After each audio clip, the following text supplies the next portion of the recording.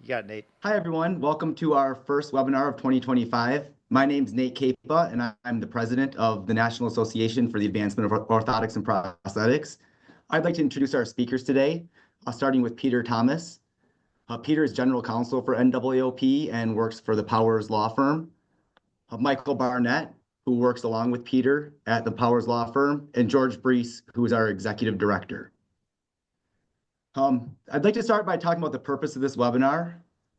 We're going to be talking about the effects of upcoming changes with government legislation with the 119th Congress and the Trump administration.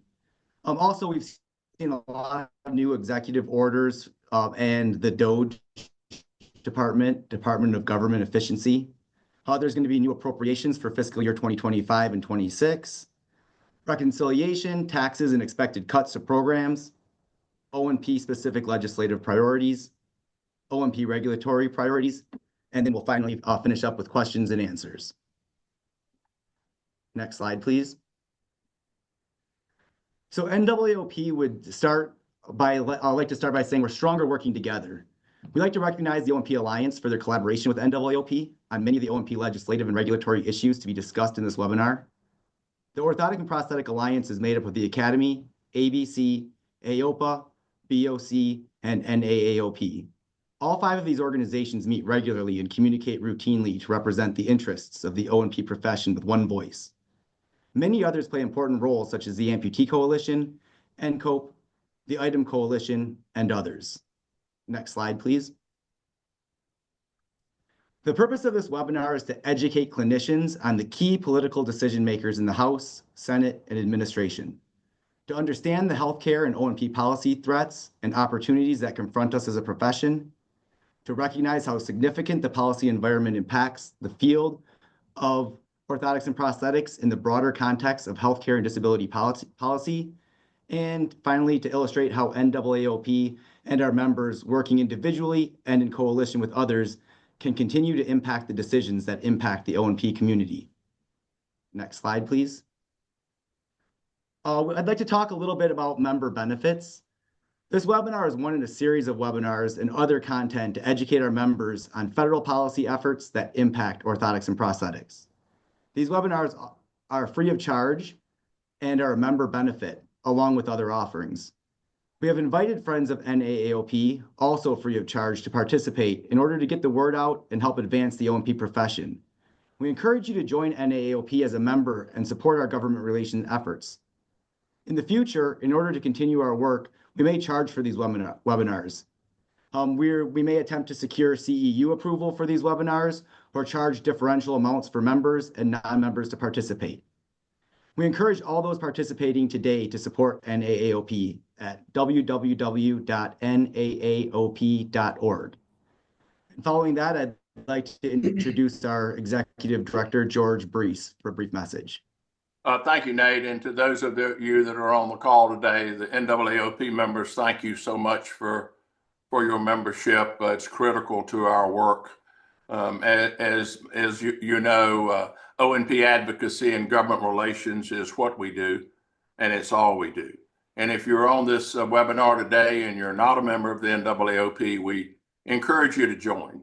You can do that on our homepage at www.naap.org, or you can also, if you'd like to, contribute to our fellowship program on that homepage. So thank all of you who are our members for all you do for us. And I especially want to thank Peter Thomas and Michael and Julia for all of their efforts today, and you, Nate, and of course, Adam Miller, our Vice President of NAAOP, and Regina Uyghur, our Secretary, Brad Watson, our Treasurer, and of course, Ann Moss, our immediate past President, and all of our members of the board. Appreciate you folks participating today. And thank you again for being with us today on this webinar. All right. Well, this is Peter Thomas. Let me begin. I also would like to recognize Paul Kruzakowski for putting the technology together on this and for running these webinars. We appreciate Paul's contribution very much to NAAOP as a longstanding board member. All right, so much of what I will talk about today, and I'm going to cover a lot of ground, is about healthcare policy, orthotic prosthetic policy, but also some politics. Given the last 3 weeks we've had with the new administration, I just need to say that NAAOP has traditionally been a nonpartisan, nonprofit organization. We work on both sides of the aisle. Disability and rehabilitation and O&P policy is not partisan. There may be some on this webinar who are very disturbed by what's been happening the last few weeks with the new administration and the Congress. There may be others who are elated. I'm not weighing in on either side. Some of you might think, because of some of the things I say, that I sound partisan. I hope that that's not the case. But there are some very significant threats to programs that the NAAOP has long worked on, held dear, even participated in creating. And much is at risk right now. And so I will be covering these topics in a fair amount of depth. And I do hope that people appreciate the fact that we are doing our best to continue to work on both sides of the aisle and to be as objective as we can possibly be. As everyone knows, the House and Senate is now run by the Republican Party. Both the House and Senate have fairly slim margins. The House has a slimmer margin than the last Congress. The new Congress is the 119th Congress. Last year was the 118th Congress. The Republicans also ran the 118th Congress in the House, but ultimately lost a few votes. So now they have 218 votes on the GOP and 215 for Democrats. That's a very slim margin. That means that if all Democrats hold together, the Republicans can only lose a few votes before they have problems passing anything out of the House. And there are some rabble-rousers on the Republican side who can make life difficult for the Speaker. On the Senate, there's 53 Republicans, 45 Democrats, and 2 independents who align with the Democrats. So it's basically 53 to 47. That's a pretty solid majority, even though it might sound close. It was much closer last year when the Democrats were in charge. So the Senate did flip, and it's now run by the Republican Party. What that means is that all the committee chairs of the House and Senate are run by Republicans. And of course, the White House being run by the Republican Party and President Trump also means that it's really one-party rule.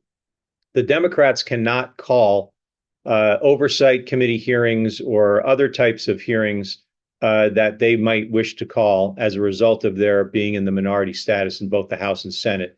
And that's one reason why there haven't been a whole bunch of oversight hearings subpoenaing people to come and speak before the Congress to date. The Republicans really would have to do that if they went down that road. And thus far, they're not even close to doing that. Next slide. So the leadership is the Speaker of the House was reelected, Speaker Johnson, Republican from Louisiana. In the Senate, the Senate Majority Leader, a new Majority Leader, replaced the old, or the former, I should say, Minority Leader. And the new Majority Leader is Thune. He's a Republican from South Dakota. The House Minority Leader is Speaker Jeffries from New York, a Democrat, and the Senate Minority Leader used to be the Majority Leader, is now a Democrat from New York, Chuck Schumer. There's been some changes in the Finance Committee, which is a key committee for Medicare, Medicaid, taxes, pretty much all of healthcare. The HELP Committee, the Health, Education, Labor, and Pensions Committee in the Senate, also has a fair amount of jurisdiction over healthcare, but ultimately those changes need to go through the Senate Finance Committee to reach the Senate floor. So this is a key committee.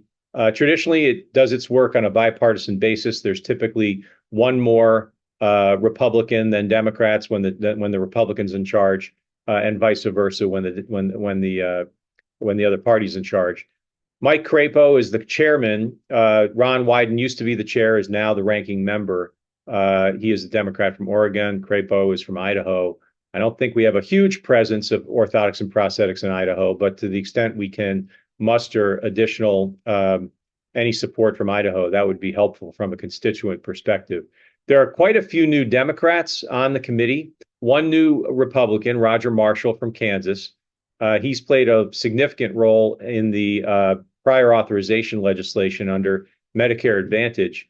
The remainder are Democrats. Ben Lujan from New Mexico. He actually had a stroke a couple years ago and went through rehabilitation, so he's got at least some passing familiarity, perhaps certainly with rehab and perhaps with orthotic care. Bernie Sanders has been moved onto the committee. He's an independent from Vermont. Tina Smith from Minnesota, Raphael Warnock from Georgia, and Peter that's not Warnock, but that's a misprint from Vermont. Okay, Peter next Welch. slide. Peter Welch. All right.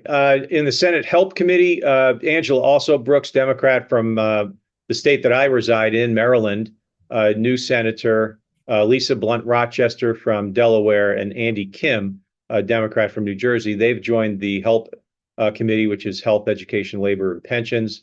Bill Cassidy from Louisiana is the new chair, and Bernie Sanders is the new ranking member. He used to be the chair of the committee. Those are two key committees we work with all the time on orthotic and prosthetic policy. In the House, it's Ways and Means and Energy and Commerce. Let me start with Energy and Commerce. There's over a dozen House Energy and Commerce Committee members who retired or did not run, or for other reasons they ran for another office or lost their race. Kathy McMorris Rogers was the former chair of the full committee, and she's retired. Anna Eshoo was the ranking member of the Health Subcommittee. She no longer is in Congress. And two physicians on the committee, Larry Bouchon and Michael Burgess, also retired. Brett Guthrie, who is one of the lead sponsors of the O&P Patient-Centered Care Act, has ascended to the full committee chair. He used to be the chair of the Health Subcommittee. So that's great news. I don't expect that he'll co-sponsor that bill this year, because usually chairs don't co-sponsor legislation. But he certainly supports the bill and will be very helpful in his new role. Buddy Carter is from Georgia, and he assumes the chairmanship of the Health Subcommittee. And Diana DeGette from Colorado is the new ranking member of the Health Subcommittee. Colorado, we've got some good advocates that we can put to use with respect to O&P care. In fact, one of our board members, Jeff Kane, is from Colorado, outspoken physician in Colorado. Other new members of the Energy and Commerce Committee are listed on this slide. I'm not going to go into it in depth because, frankly, most of these people, you probably won't even recognize their names. Maybe you'd recognize AOC, Alexandria Ocasio-Cortez. She's from New York. Maybe Tom Keene, from a Republican from New Jersey. But other than that, you've got some new blood on these committees. Next. Major legislative drivers for this year include the appropriations legislation and the reconciliation bill, or bills. So let me quickly explain. The federal government is currently funded through a continuing resolution, which was passed in mid to late December. And that continuing resolution runs out on March 14th. So Congress has a deadline to either pass another continuing resolution or to wrap all of the bills into one, what they call an omnibus bill, a massive piece of legislation to fund the federal government through the remaining of this fiscal year, which ends on September 30th. It's not clear what's going to happen on March 14th. With all that's occurring with respect to the executive orders and the new executive branch decisions and DOGE, the Department of Government Efficiency, the Democrats in the Hill meetings we've been having in the last 2 weeks, the Democrats are really not in the mood to try to compromise or try to work with the Republicans on the spending bills. And that's a problem, because we're only a month out from the spending bills needing to be passed. And they don't even have what they call a top line number yet. That's where the president and the head of the Senate and the Congress kind of agree on what the major parameters of the bill will be, so that they can give the appropriations committees, there's 13 of them, instructions as to how much they can spend. And then those appropriations committees go about dividing up that amount to give everyone what they feel, every program what they feel they can afford to spend.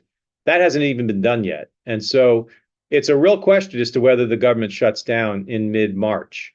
I do think that President Trump is kind of girding for that event. I think he almost wants that to occur to demonstrate to his constituency and to the country that he's serious about reducing federal spending and is going to be willing to probably play a bit of chicken with that.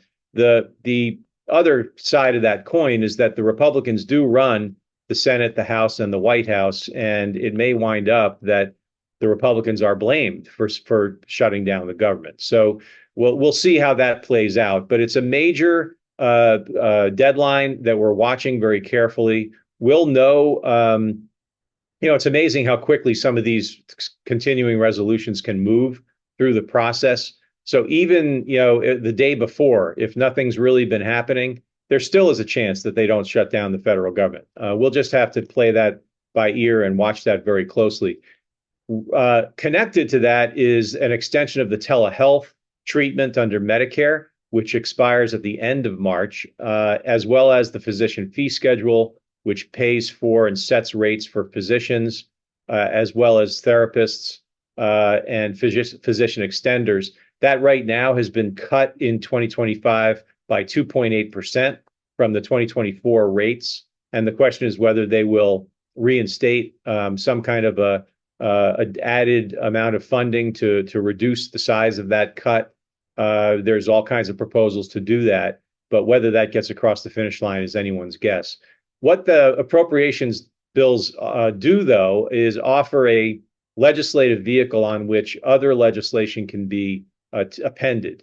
They had a significant healthcare related bill at the end of last year that was bipartisan and it was negotiated, but it was pretty much jettisoned by Elon Musk through a whole series of tweets. And then the president also joined him in saying that it was unacceptable, and that kind of fell by the wayside. But that still continues to be a possibility to add that onto this bill or some version of that onto this appropriations vehicle. So stay tuned on whether the federal government shuts down or not. Reconciliation is a process where the House and Senate pass budget bills. They reconcile those two budgets into one budget. The president does not sign it. It's not a binding law. It's a kind of an outline for spending. And then they send instructions to the appropriate committees to cut the federal budget to come into line with the budget bill. And that's called a reconciliation bill. And that is a special kind of legislative vehicle that allows the Senate to pass the bill with only 51 votes, a simple majority, rather than the 60 votes that are typically required to break a filibuster. There is no filibustering a reconciliation bill. So with the Republicans in control of the House and Senate and the White House, expect them to do as much as they can possibly do through a reconciliation approach. There are two schools of thought. One is to pass two different reconciliation bills this year, or to pass one massive bill. They're shooting for both bills or one bill, depending on how they proceed, to be done by May, but I highly doubt that that's going to be the case. What they would include in this is all of the tax cuts, which that alone will take probably months to figure out, decreases to Medicaid for sure, possibly decreases to Medicare, although that looks less and less likely, and other kinds of cuts to programs to try to make ends meet. Next slide. So moving towards the Trump administration, there are some very important positions that are being filled this week. In fact, just earlier today, the Senate did approve Robert F. Kennedy Jr. as the new Secretary for Health and Human Services, and he will assume that position later today when he is presumably sworn in. Kennedy was a very controversial figure, mainly for his stances on vaccinations. He's also got very strong points of view on food additives. His main goal is to address the level of chronic illness in this country, and has coined kind of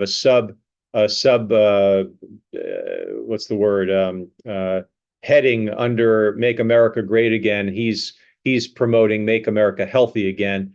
And so I do think there are opportunities to try to make some headway on disability policy issues through this reduction of chronic illness goal that he has. And we'll see whether that can accrue to the benefit of orthotics and prosthetics and the broader rehabilitation community. From CMS's perspective, Mehmet Oz is up for CMS administrator. Mehmet Oz is a former candidate for the Senate, ran against John Fetterman in Pennsylvania, if you recall, and lost that race by a slim margin. Oz is also a TV personality and a physician, and also has very strong views about reduction of chronic illness as well. So I expect him to be approved, but he has not yet gone through a hearing or a vote for the Senate to confirm him. There are a number of people within the HHS, the Health and Human Services, and CMS who are being appointed by the Trump administration. They are people who have been there before, people who know the program, how to run a big bureaucracy, and I've been pleased with the type of people that they seem to be putting in charge of many of these federal healthcare programs. In fact, Michael knows from his days in Mississippi the new Medicaid director, so we'll have good opportunities perhaps to work with them. Next slide. All right, you may have heard of Elon Musk. You may have heard of the Department of Government Efficiency. This is kind of an informal government watchdog that has been brought in by the president, headed by Elon Musk. It was supposed to be co-chaired by Vivek Ramaswamy, who ran for president under the Republican ticket, but did not survive that race. He was co-chair, but on day one, he stepped aside and let Elon Musk take over. I think they had some disagreements about how to proceed, and he will be running for governor in Ohio. But Doge is the name of the Department of Government Efficiency. It also happens to be the name of Elon Musk's cryptocurrency, which is a little suspect. But obviously, Elon Musk has major contracts with the federal government through his affiliated companies, and there are some conflict of interest concerns, but that has not stopped him from reviewing the books, getting access to the payment systems.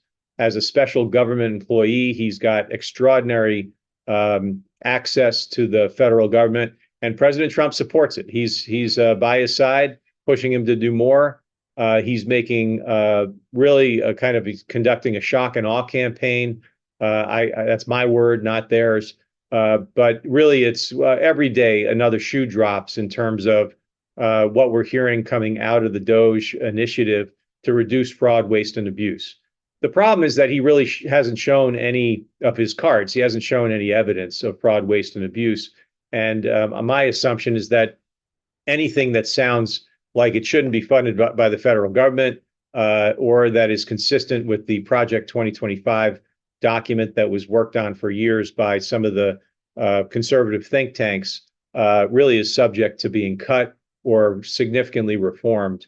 There's a whole host of executive orders that we'll get to in a moment that talk about this. Most of his activities are being challenged in the courts, but he is making progress. He's going through systematically. For anyone who thinks the government is bloated and is there's no other way to do this than to take a flamethrower to it, then Doge is right up your alley. To those who don't feel that way and think that the government performs important functions and needs to be overseen, of course, but needs to comply with the law in order to reduce the number of employees or other kinds of things, then this activity that Elon Musk has pursued is quite alarming.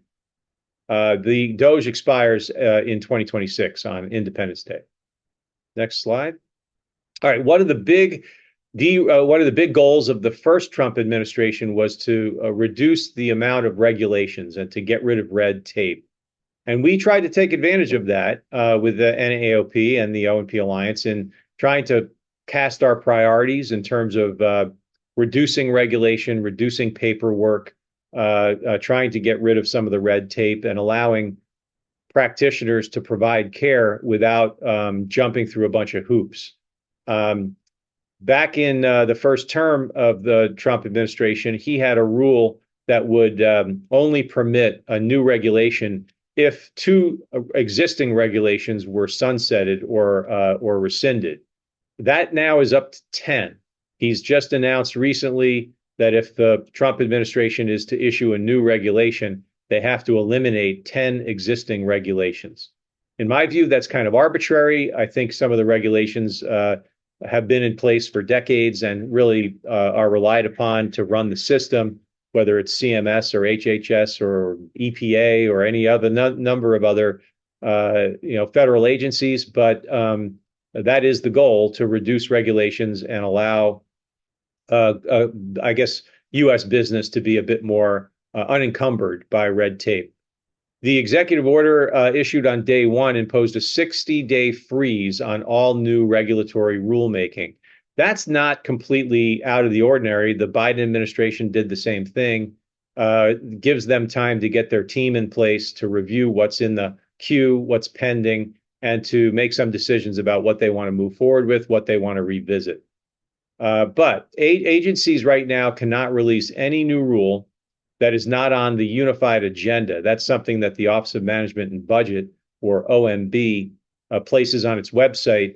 The unified agenda was pulled off the OMB website just yesterday.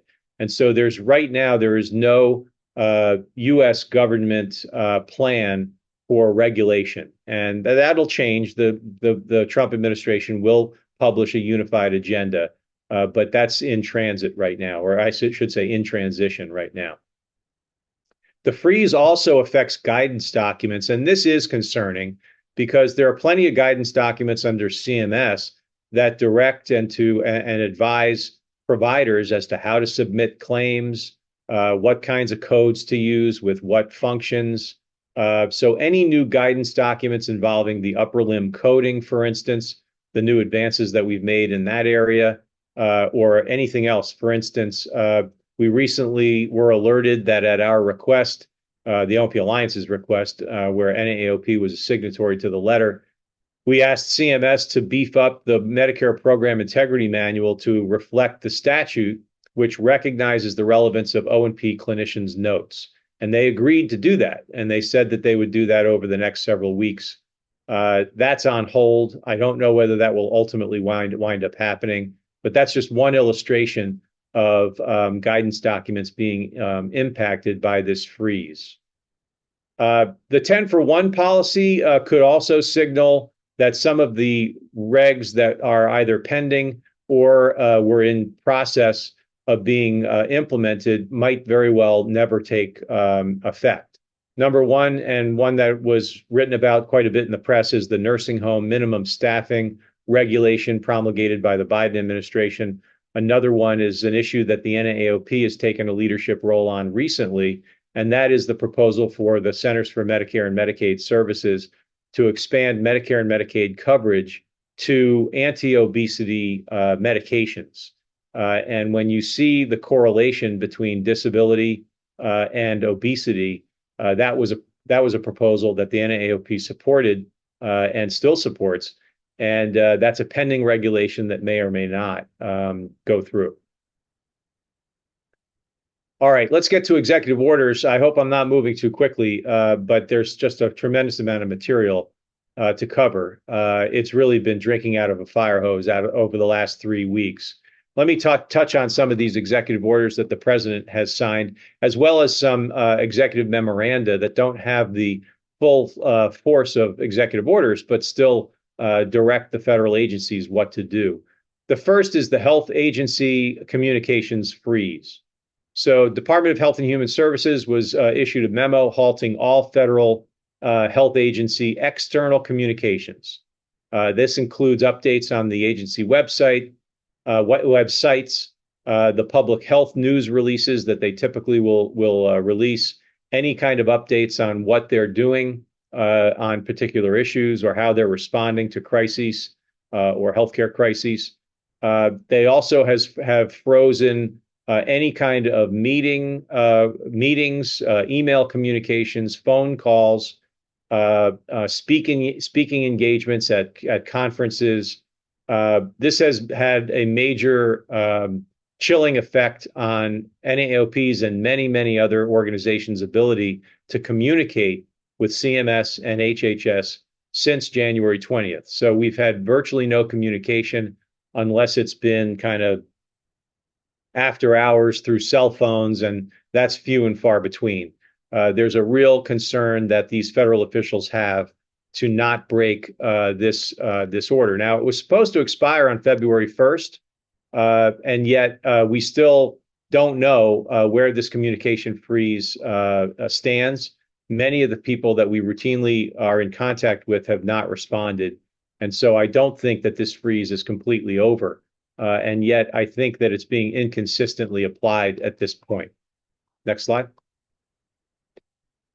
There is a return to work, in-person work policy that's going into effect. They expected it would go into effect immediately, but the real dates are being staggered across February, March, and even into April. There's also a freeze on federal employees to purchase anything, no purchase orders whatsoever. So the conundrum that some of the supervisors have is if they can't purchase anything, to allow these employees to come back to the office after they've been granted remote work assignments and permission to work remotely for what amounts to years at this point. That makes it very difficult to bring people back to the workplace. Ultimately, this is, and this was telegraphed by both President Trump and Elon Musk, this is an attempt to get people back into the buildings, to force them back to work on an in-person basis, and thereby cull the federal ranks of some of the people that are there. They are looking to actively reduce the size of the workforce.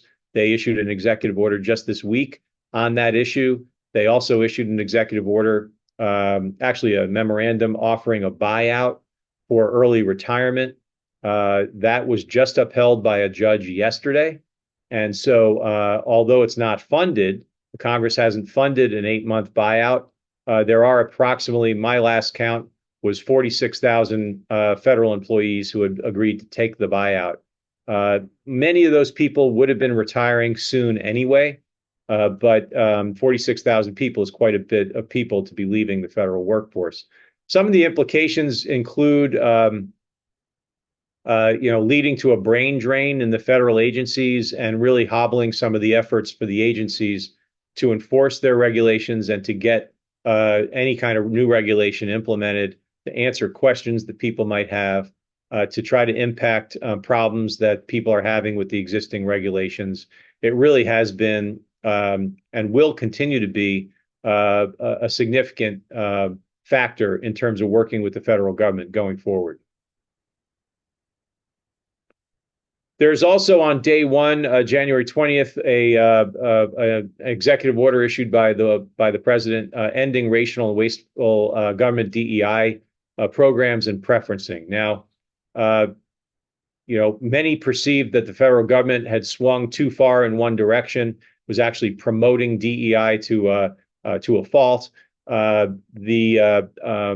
This particular directive directs the OMB director, the Office of Management and Budget Director, with the assistance of the Attorney General and the Director of the Office of Personnel Management, to eliminate all DEI and DEIA, the A stands for accessibility, policies within the federal government. So this, in fact, seems to be turning the clock back on civil rights as well. This is not just going back to neutral and adhering to the federal laws on civil rights laws that have been in place starting in 1964 and 5 and extending into 73, ADA in 1990, Older Americans Act, all kind of Title IX on gender and sex discrimination. All kinds of issues are being impacted by this. The term disability is being purged from grant applications. That has major implications on, for instance, the the Amputee Coalition's ability to get a grant from the federal government, the spinal cord injury community's ability to get grants from the federal government to perform things like the Spinal Cord Injury Resource Center or the Limb Loss Information Center. We made some big progress at NIH, and when I say we, I mean a group of organizations that the NAAOP works with called the Disability and Rehabilitation Research Coalition. And NAAOP's roots date back to NIH research in getting the NCMRR established. Last year, the NIH announced that people with disabilities would be considered a health disparity population, and that opens up all kinds of doors to additional research on our community. I have a feeling that's going to be rescinded as a result of this DEIA initiative, and there really are multiple programs that are at risk that we have been working on for quite some time. So this one really hurts from a disability perspective. The president also on day one withdrew from the World Health Organization. That might not mean all that much to some people on the call, but what that does is it declares the intent to withdraw and halt all funding, U.S. funding to the organization, recalling all government personnel involved in the WHO. You know, the WHO has a major initiative in rehabilitation, including orthotic prosthetic rehabilitation, called Rehab 2030, a call to action. So this withdrawal from the WHO creates major questions about our role in that worldwide initiative, as well as other kinds of humanitarian work that the O&P community does routinely in places like Haiti and Tibet and many other developing nations across the world. Next slide. There's also a federal freeze in federal aid, federal contracts, federal funding. Any recipient of federal funds is on pins and needles at this point. The court did intervene and put ultimately invalidated the executive order. OMB, the Office of Management and Budget, issued a memorandum the very next day rescinding the memo. It was actually, there was a memorandum that went out freezing federal funds, but it is tied to some of these executive orders. They put a temporary restraining order. Actually, 2 federal courts issued the freeze. By some accounts, the spigot has been turned back on. By other accounts, it has not. These freezes continue to impact community health centers and other kinds of federal grantees. I do know that some of the programs most important to people with limb loss are receiving their funding. They receive the federal funding not in one big grant, but in quarterly payments is the typical way. And my understanding is that some of those funds have been released, but it's a real morass. There's no real clear path forward. That freeze created complete havoc in the federal agencies and with respect to federal grantees. And it's not at all clear how this will work out in the end. They also issued, the administration also issued a cap on indirect research costs. And this sent shudders through the entire research community very recently. Ultimately now, currently, the indirect expenses like administration and facilities expenses that universities and research institutes that receive NIH funding have to devote to house the research enterprise at their facility. Much of that is paid for by NIH grants. The Trump administration on February 7th issued a notice that imposed a 15% cap on indirect costs for future and for most current grants, and it was effective immediately. That essentially pulled about $4 billion on an annual basis out of the $47 billion budget for the NIH, which is really viewed as the world's premier biomedical research enterprise. That kind of a cut overnight would absolutely devastate research across the country. There was an immediate suit filed by 22 state attorneys general that on February 10th filed the lawsuit, and a temporary restraining order was issued, but only for the research programs in the states that sued the federal government. There will be a new hearing on February 21st around this issue, and we'll know a lot more. But right now, technically, in the states that are not involved in this lawsuit, they have major problems because their indirect costs are now capped at 15%. That's much lower than most NIH grants include in the arrangements that the NIH has with research institutes and universities. If you are in a state where the cap is delayed or being held, you're in much better shape than if you're not. Those states where you're in pretty good shape are listed on this slide. Next slide. So in the first administration of the President Trump, he did try to cap administrative costs, but Congress explicitly rejected this and included in legislation, which was signed and still holds the full faith and credit of the United States. It explicitly holds that the authority of these caps lies with the Congress. So the president will face major resistance to this proposal throughout the appropriations process and by many of the universities and research institutes across the country.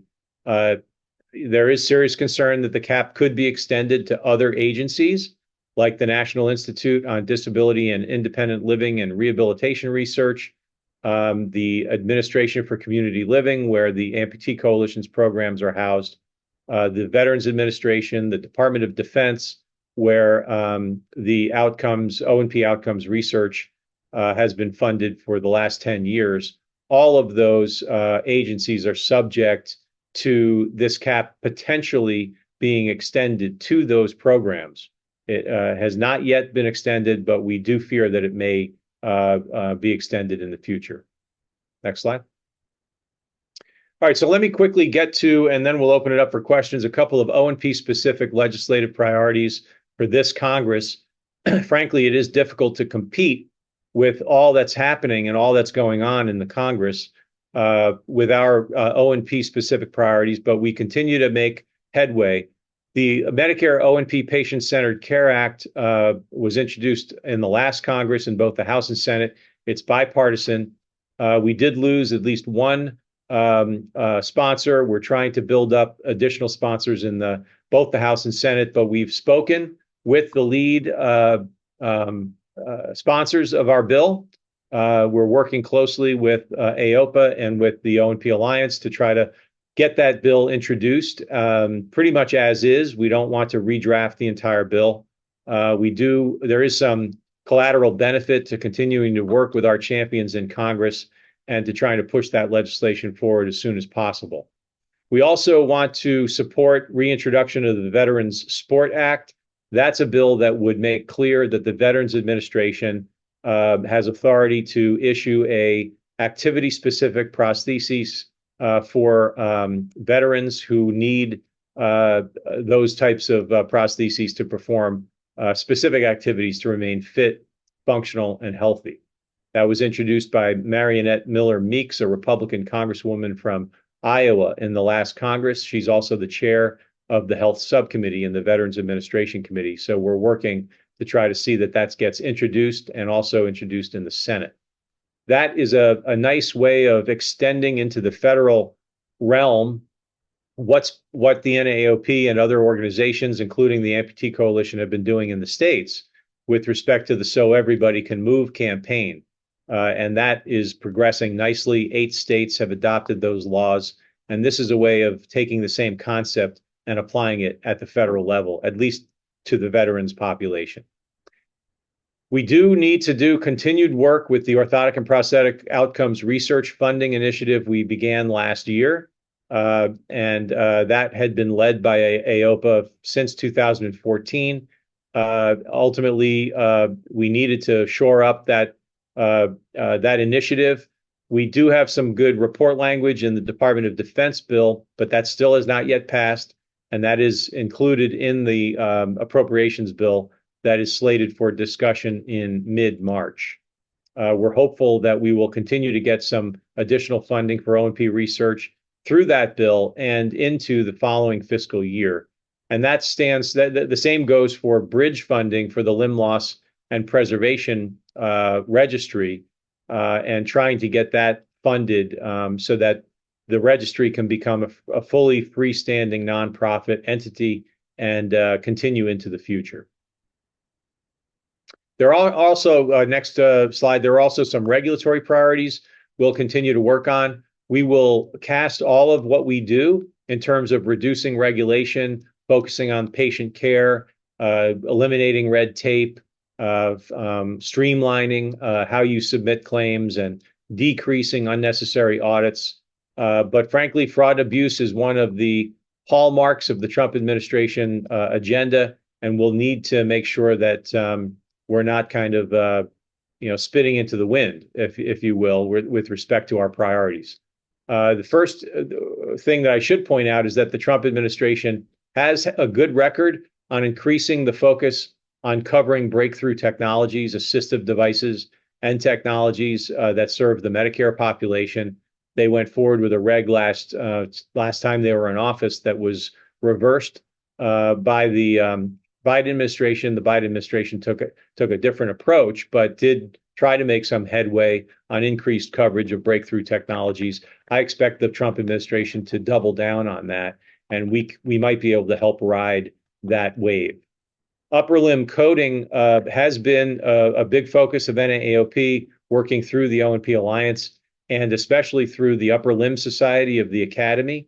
And there's some new codes that are being proposed for upper limb prostheses, and we are hopeful that that work can continue under the new Trump administration. Clarification of the status of the O&P clinicians' notes, and I mentioned this issue earlier. We're going to continue to press them to improve the Medicare Program Integrity Manual and to try to continue to recognize the professionalism of orthotists and prosthetists, and the recognition of the clinical notes for determining medical necessity of O&P care under the Medicare program. Also, discouraging CMS to proceed with another round of competitive bidding of off-the-shelf orthotics. That's something we will endeavor to suggest is highly burdensome and is a program that we'd like to see retired. And then finally, continue to pursue non-regulatory approaches to implement BIPA Section 427, which has been partially implemented. I can go into that in further depth if people have questions, but still could use additional direction from the contractors to fully implement a link between quality care and the qualifications of the orthotist or prosthetist that is providing that care. So with that, we'll go to the next slide, which is really just a questions and answers slide. Happy to either get rid of the slide deck and extend this into a gallery view, or just leave it like this. We do wish to encourage you to ask questions through the chat function. There's also a Q&A function. Paul, could you assist with this part?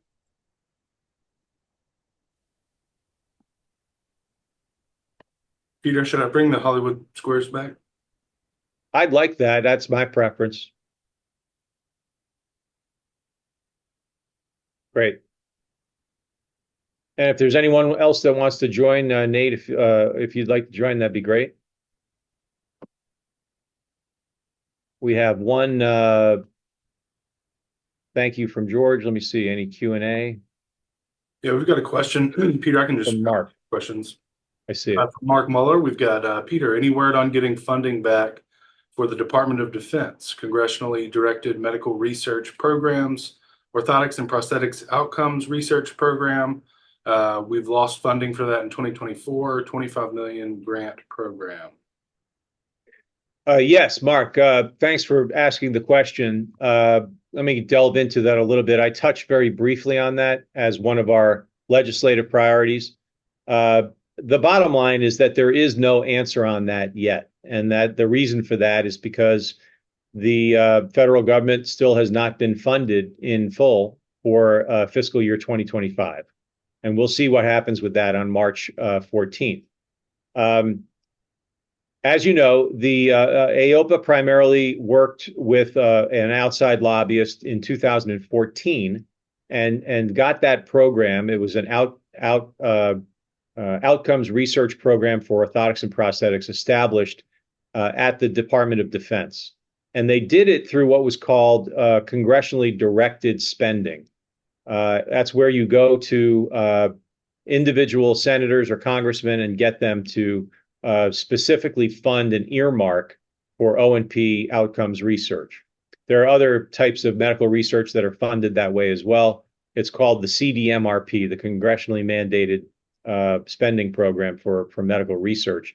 And O&P was part of that. Over the 10-year period between 2014 and 2024, or 23, I should say, the O&P community received nearly $120 million in research funding for outcomes research.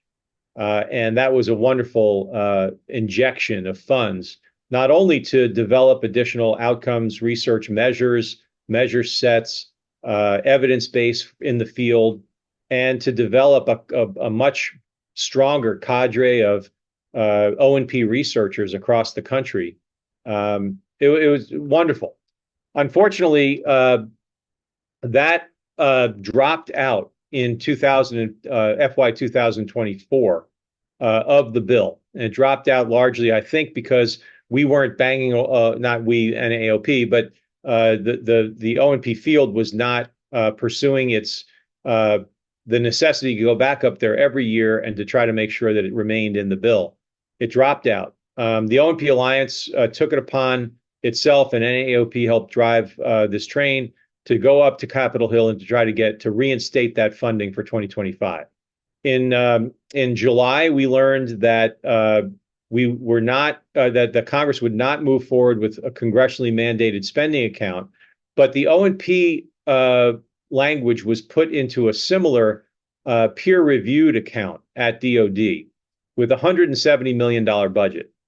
And of course, they are focusing on a whole host of other types of research, but orthotics and prosthetics research was put into that account at DoD. And there was very favorable report language to move forward with pursuing a national O&P outcomes research plan that was developed in early 2023 by the Department of Defense. So we are pretty confident that that new line item would be a new avenue for O&P research. What we don't know, though, is because it is peer-reviewed, it's competitive.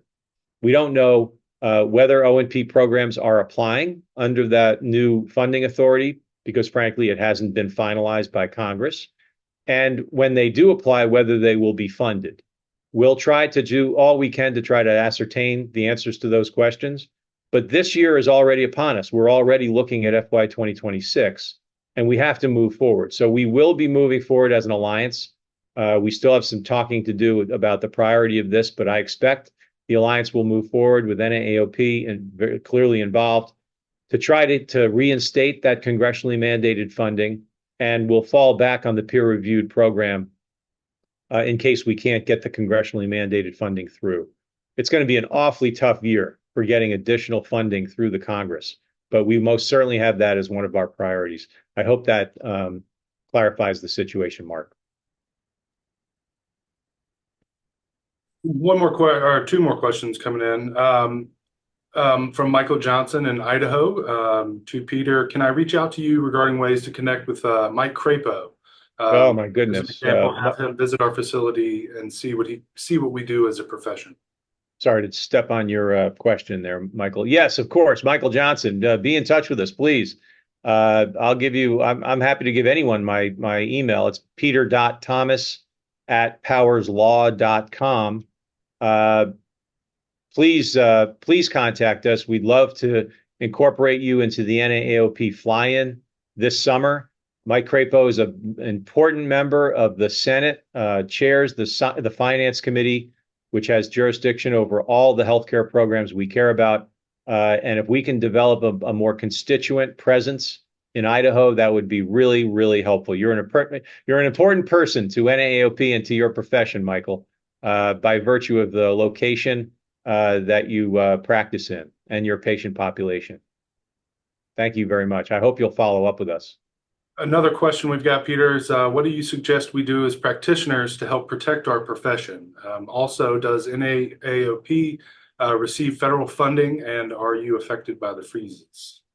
So NAOP does not receive federal funding, and so we're not impacted by that freeze. The Amputee Coalition most decidedly does, and they are potentially impacted by the freeze. Right now, they're not because it has been pended by the federal court. But I do expect that the coalition is going to be going through some tough times in the near future. In fact, my understanding, and this is kind of a badly kept secret, I think, at this point, they did have to let go some of their staff recently, preparing for this belt tightening. NAOP does not receive federal funding, but we do rely on our members exclusively to do our work. And there's never been a time that's more important for NAAOP members to continue supporting NAAOP, to do anything you can to support our fellowship program. Well, completely candidly, we need resources to do the work we're doing.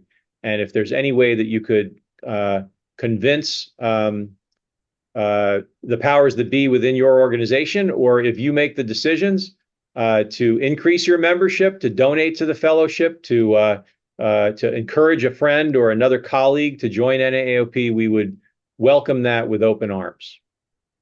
I think we got time for one more question. And then before we get into that question, we've got someone asking if this recording will be circulated. That's a Nate and George question.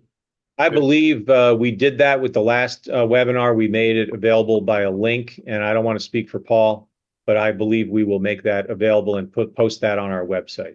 It will be made available, Peter. Paul Great. Hanlon. Thank you, Great. George. Last question. Any word on tariffs and how that will impact the O&P field and medical devices produced outside the USA?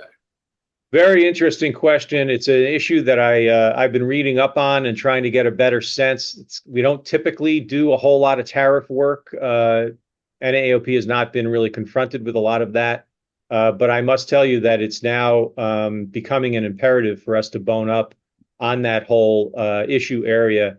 I do personally have a colleague of mine here at the law firm who does international trade work and has a history and a background in that. And I've been tapping into that expertise, and we'll continue to do anything we can to inform people. But we would like to know from your perspective whether the tariffs are having any impact on you.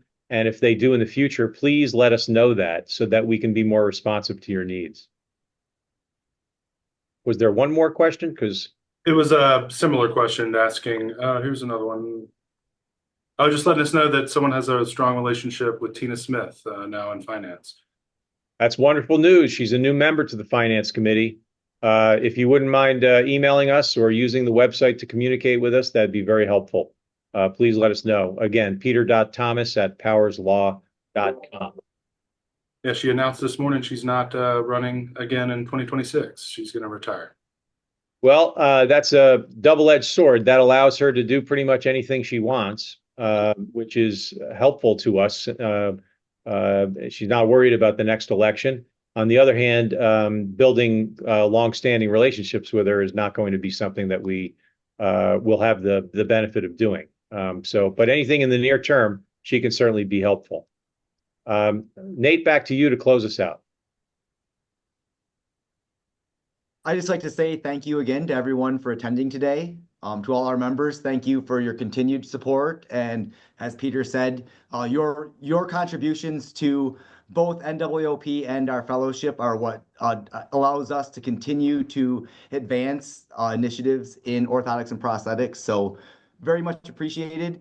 Anyone who thought that the content in this webinar was helpful and wants to see more of this in the future, please log on to our website, www.naaop.org, and go ahead and join. Thanks a lot. If I may add, Nate, we want to especially thank Michael, Peter, Julia, and all the great team with Powers, but Paul Pruzakowski and Kara, the work that you do for us is a Herculean effort. Thank you, Paul and Kara. And thank everybody for being a part of this webinar. And again, as Nate has said and Peter has said, if you're not a member of NAAOP, please go to our website on our homepage. At the very bottom, you can join or make a donation to the fellowship. Thank you so much and have a great day. Thanks, everyone. Thanks, everybody.